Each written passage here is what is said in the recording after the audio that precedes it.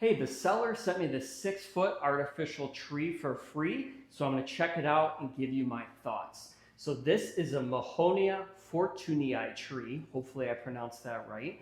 And it comes packaged, separated. So you have your branches here separate from the base. And on the bottom of your branches, there's a couple of numbers. So there's 2 bases here. So this is number 2. We're going to put number 2 on number 2. There's a little rubber cover that you're going to take off, and this is a square peg here. So you're going to line it up in the square insert, and that slips right in. Your numbers will line right up. We'll put our other branch on.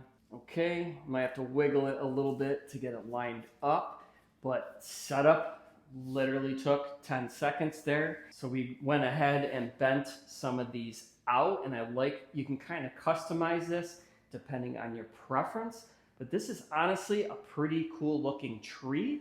This is not something that we're going to be able to grow inside in our house. This is easy to maneuver and set up anywhere you want in your room. I think this gives the room a nice pop, nice elegant look. All right, now we got the base unwrapped. This is a nice solid planter that this comes in. This looks very realistic. There's some moss on the bottom here to give it a nice realistic look. Let's take a little bit closer look at the branches. Now when you really look at these, you can tell this is like a wax plastic material, but from far away, you can't really tell. I mean, my overall impression, I'm very impressed with the detail of the bark and the branches here. I really love this 6-foot height. This is a nice big plant, but it's also thin, and you can kind of store it in a corner. You can put it behind furniture. Overall, I think this is going to be a nice addition to our room, and we get to add some greenery.